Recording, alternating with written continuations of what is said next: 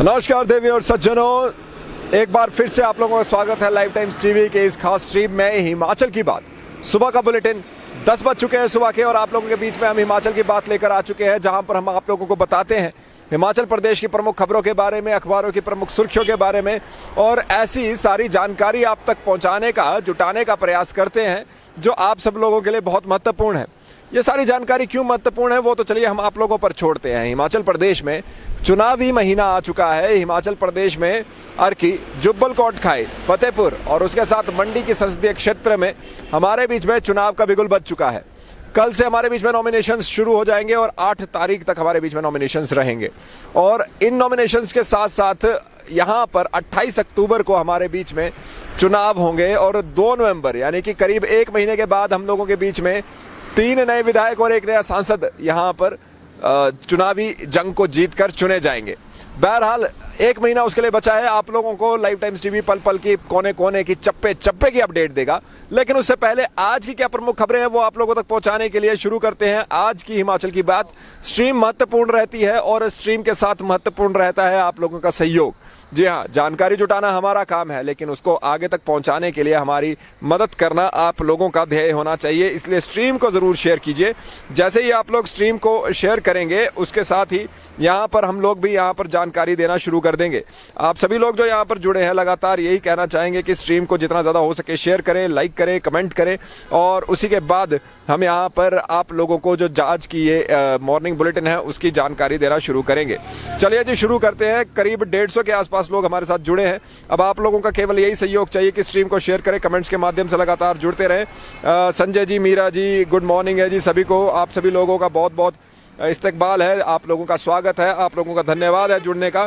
शुरू करते हैं आज की स्ट्रीम को। तो शुरू करेंगे जी, सबसे पहले तो खबर जो आप लोगों को यहाँ पर दिखती जाती है। सबसे पहले हमारे बीच में जो खबर हमारे बीच में पहुँचती है वो है कि कोविड से जिनकी मृत्यु हुई है उनको 50,000 रुपये राहत राशि यहाँ पर मिलेगी। कैसे आवेदन करेंगे, कौन लोग इसके लिए पात्र हैं, वो सब पहले आप लोगों को बताना सबसे ज़्यादा आवश्यक है, और उसी के बाद आगे बढ़ने की यहाँ पर ज़रूरत है। काफ़ी ज़्यादा लोगों की मृत्यु कोविड के कारण हिमाचल प्रदेश में भी हुई है, और वही हम आप लोगों को लगातार यहाँ पर उसके बारे में पहले अपडेट देते भी रहते थे। आज भी कोविड के बारे में आप लोगों को शाम को एक स्पेशल अपडेट हम देते रहते हैं। थोड़ी धूप ज़्यादा है हालांकि, और थोड़ी दिक्कत आ रही है, लेकिन फिर भी चलिए शुरू करते हैं। कोविड के अपडेट में जैसे कि आप लोगों को पता है बहुत से लोगों को कोविड के कारण मृत्यु हुई है, लेकिन अब उनको 50,000 रुपये की राहत राशि यहाँ पर सरकार द्वारा दी जाएगी। अब ये कौन कौन लोग इसके लिए पात्र हैं वो आप लोगों को यहाँ पर बता दें, और कैसे आवेदन किया जाना है वो भी आप लोगों को बता दें। सबसे पहले तो आप लोगों को ये बताना चाहेंगे कि मुआवजा जो मिलेगा वो मिलने वाला है कि जिनकी मौत कोरोना की वजह से हुई है उसके लिए, मौत के लिए जो क्षमा चाहेंगे, इसके लिए कोरोना से हुई मौत का सर्टिफिकेट, डेथ सर्टिफिकेट ज़रूरी है जिसमें कारण कोरोना बताया गया हो। इसे कोरोना की पुष्टि होना ज़रूरी है कि व्यक्ति को कोरोना हुआ था, और उन मामलों को भी कोविड केस माना जाएगा जिसमें मरीज को अस्पताल में भर्ती होने के दौरान या घर पर भी RT-PCR test, molecular test, rapid antigen test या क्लिनिकल जांच के जरिए कोरोना पॉजिटिव घोषित किया हो। तो आप लोग अगर कोई ऐसा व्यक्ति को जानते हो जिनके पास, जिनको ये सब में से हुआ हो कुछ भी, अस्पताल में भर्ती होने के दौरान या घर पर RT-PCR, रैट और बाकी सब टेस्टों की वजह से वो कोविड पॉजिटिव आए हों, पहली चीज़, और उनकी मृत्यु होने के बाद डेथ सर्टिफिकेट पे ये मेंशन किया गया हो, दूसरी चीज़, तो उन्हीं को ये मुआवजा मिलेगा। मौत की पुष्टि कैसे होगी, तो केंद्र सरकार द्वारा ये कहा गया कि मौत अगर कोरोना के रिकवर होने के बाद हुई हो तो उसे कोरोना से हुई मौत नहीं माना जाएगा, और कोरोना से ठीक ना होने पर हुई मौत पर ही परिवार वालों को मुआवजा यहाँ पर मिलेगा। अच्छा जी, और आपको आवेदन आप कैसे कर सकते हैं, तो जिला प्रशासन या जिला आपदा प्रबंधन अथॉरिटी की तरफ से जारी एक फॉर्म भरकर आपको आवेदन करना होगा। तो जिला प्रशासन करेगा या जिला आपदा प्रबंधन अधिकारी, जो आपदा प्रबंधन अथॉरिटी जो है उसका फॉर्म आपको देगी। इस फॉर्म पर आवेदन के साथ लगने वाले सभी ज़रूरी डॉक्यूमेंट्स की जानकारी देनी होगी, और उसके बाद डॉक्यूमेंट्स में सबसे ज़रूरी कोरोना से हुई मौत का डेथ सर्टिफिकेट होगा। साथ ही मृतक और जिसे मुआवजा मिलना है उसके आधार कार्ड नंबर लिया जाएगा। तो देखिए क्या क्या करना है। सबसे पहले अगर मृत्यु हुई है, कोविड की वजह से हुई है, उसका डेथ सर्टिफिकेट होना चाहिए। वो डेथ सर्टिफिकेट होने का मतलब है कि आप उस डेथ सर्टिफिकेट के साथ यहाँ पे जो डिजास्टर मैनेजमेंट है या उनसे, या फिर जो हमारे बीच में जो वहाँ की प्रशासन है, जो वहाँ का अथॉरिटी है, जैसे जो लघु सचिवालय है, वहाँ पर जाकर आप इसके लिए एक फॉर्म ले सकते हैं। उस फॉर्म पर आपको जाकर भरना है अपना और मरने वाले का आधार कार्ड नंबर उसके साथ अटैच करना है, और 30 दिन के भीतर इन सारे मामलों का निपटारा किया जाएगा। यानी कि अगर आपको कोविड पे हुई मृत्यु के लिए मुआवजा मिलेगा, किसी के आपके प्रिय की मृत्यु हुई है और उस पर मुआवजा मिलेगा, तो वो 30 दिन के भीतर इन मामलों में आपको मिलना चाहिए। सिंपल सा फंडा है। कोविड का डेथ सर्टिफिकेट, जैसा डेथ सर्टिफिकेट पे मेंशन किया हो कि कोविड के कारण मृत्यु हुई है, पहली चीज़। दूसरी चीज़, यहाँ पर वो डेथ सर्टिफिकेट को लेकर आपको यहाँ पर जिला मुख्यालय पर जो हमारे बीच में वहाँ की ब्यूरोक्रेसी है उसके पास जाना है, या फिर जो डिजास्टर मैनेजमेंट वाले हैं उनके पास जाना है। इन दोनों के पास जाकर आपको एक फॉर्म मिल सकता है, एक के पास ही जाना है, उनके फॉर्म मिलेगा, फॉर्म भरिए, उसमें अपना आधार कार्ड, जो बेनिफिशियरी है उसका आधार कार्ड और जिनकी मृत्यु हुई है उनका आधार कार्ड भी अटैच कीजिए, और बाकी डॉक्यूमेंट्स जो कहे गए हैं वो भी अटैच कीजिए, और अंत में वो सारे डॉक्यूमेंट्स को अटैच करने के बाद सबमिट कीजिए। अगर आप योग्यता रखते हैं उस चीज़ की और मुआवजा मिलना चाहिए अगर सरकार को उसके प्रति लगता है, तो आपको 30 दिन के भीतर 50,000 रुपये मुआवजे के तौर पर यहाँ पर मिलेंगे। बहुत इंपॉर्टेंट खबर है ये, प्लीज़ इसे शेयर कीजिए ताकि लोगों तक ये जानकारी पहुँच सके।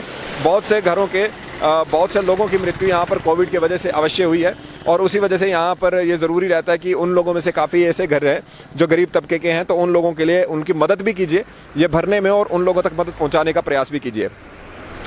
बात जब कोविड की हो रही है तो कोविड के बारे में ही आपको बता दें कि जल्द ही एक डोज वाला वैक्सीन हमारे बीच में पहुंच सकता है। जो हमारे बीच में CDL कसौली है उसमें जॉनसन एंड जॉनसन की वैक्सीन का परीक्षण यहाँ पर किया जाएगा और उसे मंजूरी मिल सकती है। आपको बता दें वर्तमान में कोविशील्ड के 95 करोड़ और कोविवैक्सीन के 13 करोड़ और रशियन स्पुतनिक V के 30 लाख डोज जांच में खरे उतरे हैं। और उसी के साथ साथ अब यहाँ पर जो एक नया हमारे बीच में कंपनी आ रही है, जो जॉनसन एंड जॉनसन का डोज है वो 1 अरब से अधिक विभिन्न वैक्सीन CDL जो जारी कर चुकी है वहाँ पर चेक होगा, और कई कंपनियों के अपने ट्रायल के लिए यहाँ पर अपने बैचेस भेजे हैं, और वहाँ पर अगर ये बैच स्वीकार होता है, ठीक दिखता है, तो बाजार में 1 डोज वाली ये वैक्सीन जल्दी आ जाएगी, और आप सभी लोगों को केवल 2 डोज का इंतजार नहीं करना पड़ेगा, बल्कि 1 ही डोज में आप यहाँ पर लगवाएंगे और आपको कोविड वैक्सीनेटेड माना जाएगा। कोविड ही की बात करें तो हिमाचल प्रदेश इसमें प्रमुख रहा है कोविड वैक्सीनेशन के मामले में। हमने सबसे पहले पूरे भारत में 100% वैक्सीनेशन का, पहले डोज ऑफ वैक्सीनेशन का रिकॉर्ड बनाया। उसके साथ अब हम दूसरी डोज में भी 50% का लक्ष्य पूरा कर चुके हैं। वैक्सीन लगाने के बाद संक्रमण भी यहाँ पर घटा है, ऐसा यहाँ पर बताया जा रहा है। और आपको बताएं कि लोग जो पॉजिटिव आए भी हैं वो दूसरे से तीसरे दिन यहाँ पर ठीक हो रहे हैं।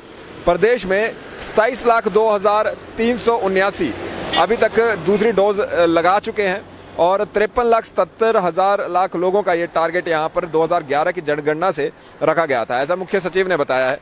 तो अब तक 27,02,379 लोगों को दूसरी डोज लग चुकी है। पहले स्थान पे आने के बाद यहाँ पर दूसरी डोज में देश भर में नंबर 1 आने की बात यहाँ पर प्रधानमंत्री ने भी कही है। तो जनगणना के 2011 की जनगणना के अनुसार सरकार ने 53,77,000 लोगों को वैक्सीन लगाने का लक्ष्य यहाँ पर दूसरी डोज का रखा हुआ है। और आपको बताना चाहेंगे कि अभी तक जो ये 53,77,000 लोगों को वैक्सीन लगाने का लक्ष्य रखा गया है, और इस लक्ष्य को पार करते हुए अभी तक 56,58,695 लोगों को वैक्सीन की पहली डोज लगाई गई थी। और उसके बाद अब दूसरी डोज में भी हमने 50% अपना जो लक्ष्य है वो पूरा कर लिया है, और उम्मीद है कि हिमाचल प्रदेश देश में पहला ऐसा राज्य बनेगा जहाँ पे 100% वैक्सीनेशन दोनों डोजों की हो जाएगी। इसके साथ साथ ही अगली खबर की ओर आपको लेकर चलते हैं। अब कोविड से बाहर निकल के बात करते हैं। तो अब आपको जैसे कि पता है हिमाचल प्रदेश में चुनाव यहाँ पर आने वाले हैं। यहाँ पर एक संसदीय सीट पर और 3 विधानसभा सीट्स पर ये चुनाव होना है। तो उन चुनावों के लिए अगर आप लोगों को बात बताएं तो आपको बताना चाहेंगे कि उसके लिए जो हमारे बीच में एक खास रिपोर्ट हमारे बीच में है कि उम्मीदवार का जो नॉमिनेशन है उसमें रिजर्व कैटेगरी के उम्मीदवार को 12,500 देने होंगे। जनरल कैटेगरी के उम्मीदवार का नॉमिनेशन हमारे बीच में 25,000 रुपये में भरेगा, और साथ में ये तो आपको जानकारी की एफिडेविट देना होगा कि प्रत्याशी का आय का ब्यौरा क्या है। ये संसदीय सीट की बात हम यहाँ पर कर रहे हैं। और इसी के साथ साथ आपको जैसे कि संसदीय सीट की यदि बात है तो नेशनल पार्टी का अगर उम्मीदवार है जो सीट के लिए लड़ना चाहते हैं, जैसे कांग्रेस या भारतीय जनता पार्टी या आम आदमी पार्टी, तो उसके लिए एक ही प्रस्तावक यहाँ पर देना होगा, और एक प्रस्तावित की सुविधा उनको हालांकि दी गई है, लेकिन निर्दलीय उम्मीदवार को कम से कम 10 प्रस्तावक यहाँ पर लाने पड़ेंगे जो उनके नॉमिनेशन यहाँ पर करवाएंगे। इसके साथ ही फीस और आय का ब्यौरा भी अलग से देना होगा, और नॉमिनेशन के दौरान एक उम्मीदवार 4 सेट जमा करवा सकता है ताकि एक रद्द हो तो दूसरा मान्य हो सके। चलिए जी अगली खबर की ओर आपको लेकर चलते हैं। अगली खबर अब हमारे बीच में कहाँ से है, इसी चुनाव से जुड़ी हुई हैं, क्योंकि आचार संहिता लगी है तो 2 अक्टूबर को जो ग्राम सभाएं हमारे बीच में होनी थी वो अब स्थगित कर दी जा चुकी हैं। प्रदेश भर में ग्राम पंचायतों में इन्हें 2 तारीख को ये सभाएं बुलाई गई थी, लेकिन अब राज्य निर्वाचन आयोग ने पंचायती राज विभाग को निर्देश जारी कर दिए हैं कि चुनाव प्रक्रिया पूरे होने के बाद 6 अक्टूबर के बाद ये ग्राम सभाएं आयोजित की जा सकेंगी। जो चुनावी प्रक्रिया, क्योंकि पंचायतों में भी चुनावी प्रक्रिया चली है, इस वजह से यहाँ लोकसभा और विधानसभा उपचुनाव होने जा रहे हैं, वहाँ पे 2 अक्टूबर को होने वाली विशेष ग्राम सभा का आयोजन तो छोड़ ही दीजिए। उसमें बैठक के एजेंडे में ये कहा गया स्पेशल कि भाई वो 2 अक्टूबर की ग्राम सभाएं अगली डेट आने तक के लिए, अभी तक के लिए स्थगित मानी जाएगी। अब आप लोगों के लिए, जिन लोगों के यहाँ पर 1 खबरें बताएंगे। पहली खबर तो ऐसी है जो आपके लिए बहुत महत्वपूर्ण है कि जो डिपुओं में सस्ता राशन मिलता है वो नंबर से आपके आंख की स्क्रीनिंग से मिला करेगा। जी हाँ, इसके लिए टेंडर प्रक्रिया भी पूरी कर ली गई है और जब बायोमेट्रिक मशीन खराब होने के चलते ऐसी समस्याओं से उपभोक्ताओं को परेशान अब नहीं होना पड़ेगा। करीब 18,50,000 राशन कार्ड उपभोक्ताओं के लिए डिपो में राशन लेने की प्रक्रिया आसान इससे हो जाएगी। और उसी में कि जब बायोमेट्रिक का राशन लेने के लिए लोगों को अंगूठा लगाना होता था, इसके लिए कोरोना संक्रमण फैलने का खतरा रहता है और इसलिए अब सुरक्षा दांव पर ना लगाकर अब नवंबर से डिपुओं में आंखों को यहाँ पर स्क्रीन करके राशन देने की बात शुरू की गई है। इसी के साथ मंत्री ने यह भी कहा है कि डिपुओं में अब तक चीनी खुली आती थी, कई कारणों से चीनी गीली हो जाती थी और उसका वजन बढ़ जाता है और ऐसी चीनी उपभोक्ताओं को इस्तेमाल के लिए नहीं रहेगी। मतलब ऑब्वियसली वो जब गीली हो जाएगी तो आप उसे खा नहीं सकते हैं, उसको इस्तेमाल नहीं कर सकते हैं। अब उसकी जगह पैकेट में उपभोक्ताओं को चीनी मिला करेगी जिससे वो ख़राब ना होगी और वजन की समस्या भी यहाँ नहीं आएगी। आपको बता दें कि 1 नेशनल 1 राशन कार्ड को डिजिटल करने वाला हिमाचल प्रदेश का पहला राज्य बना है और करीब 36 लाख लो सैलरी कर्मचारी भी सस्ते राशन के दायरे में लाए जा रहे हैं। अब 2 महत्वपूर्ण खबरें, महत्वपूर्ण तो एक ही है, दूसरी जो है वो थोड़ी व्यंग्यात्मक ज़्यादा लग रही है मुझे।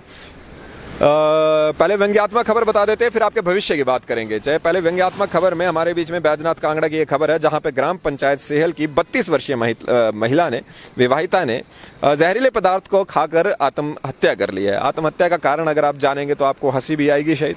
हुआ क्या है कि जो पति, जो उनका कारपेंटर है अर्जुन है, उन्होंने बयान दिया है कि बुधवार रात को विनीता किसी से फ़ोन पर बात कर रही थी। सुनिएगा ध्यान से, हंसी भी आ सकती है।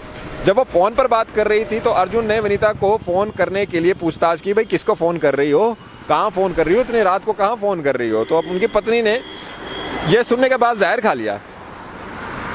हाँ, ये 2 मिनट का पॉज मैंने सोच के लिया, मैं खुद से पढ़ के थोड़ा सा गुमसुम हो गया हूँ। यहाँ पर विनीता के पास एक सुसाइड नोट भी मिला है जिस पर उन्होंने बताया कि मर्जी से जहर खाने का, अपनी मर्जी से वो जहर खा रही हैं। ऐसा कहा जा रहा है कि प्रेम संबंध इसके पीछे हो सकते हैं और पूर्व में भी विनीता के पति ने उसके मोबाइल जब्त कर लिए थे और पुलिस ने मृतका की बहन से भी यहाँ पर पूछताछ की और थाना प्रभारी ने बताया कि पुलिस ने पोस्टमार्टम के लिए पोस्टमार्टम के बाद परिजनों को शव सौंप दिया और मामले की छानबीन की जा रही है। विवाहिता है, विवाह हो चुका है, विवाह के बाद रात को फ़ोन पे बात कर रही थी, पति ने पूछा और उन्होंने जहर खा लिया। खैर, किसी से फ़ोन ना लीजिए, उनकी प्राइवेसी ना छेड़िए, लेकिन फिर भी जब एक बारी शादी ब्याह के संबंध में फंस जाते हैं तो ये सब चीज़ें जो बातचीत है शाम को वो थोड़ा मुश्किल जैसा हो जाता है। तो चलिए, बहरहाल यहाँ पर बात करते हैं उस चीज़ की जो यहाँ पर भविष्य की बात है। आप सभी लोगों के, जो लोग यहाँ पर पुलिस में भर्ती होना चाहते हैं उनके लिए बहुत महत्वपूर्ण खबर है। पुलिस में भर्ती के आवेदन आज से शुरू हो जाएंगे, 1 अक्टूबर से शुरू हो जाएंगे और ये ऑनलाइन रहेंगे। आपको ये बता दें कि 1334 पदों के लिए पुलिस कांस्टेबल के ये भर्ती यहाँ पर निर्वाचन आयोग की अनापत्ति के बाद शुक्रवार से आज से शुरू हो रही है। इसमें भाग लेने के लिए आप www.recruitment.hpppolice.gov.in, दोबारा सुन लीजिए, www.recruitment.hpppolice.gov.in, www.recruitment.hpppolice.gov.in पर 8 बजे से, यानी कि अभी 2 घंटे हो भी चुके हैं पोर्टल को खुले हुए, आप कर सकते हैं। और ऑफलाइन भी, इस बार आप ऑफलाइन भी आवेदन शुल्क जमा कर सकते हैं। ऑनलाइन करवाना चाहें तो वो भी हो जाएगा, ऑफलाइन करवाना चाहें ऑफलाइन भी हो जाएगा। आपको बता दें कि चुनावों के कारण इस पे आपत्ति आ रही थी कि भाई किस तरह से किया जाएगा, तो अब एसपी अलग से अधिसूचना जारी नहीं करेंगे। यहाँ पर पुलिस मुख्यालय ही अधिसूचना जारी कर देगा और एसपी द्वारा अधिसूचना जारी नहीं होगी। और अब पुलिस भर्ती से ये संशय के बादल हट चुके हैं। सुबह 8 बजे से भर्ती के लिए ये पोर्टल खुल चुका है। आप भी अगर पुलिस में आके देश की सेवा करना चाहते हैं तो आप भी 1334 कांस्टेबल पदों के लिए आवेदन कर सकते हैं। फिर से सुन लीजिए www.recruitment.hpppolice.gov.in पर जाकर अपने आप को आवेदन यहाँ पर भरिए।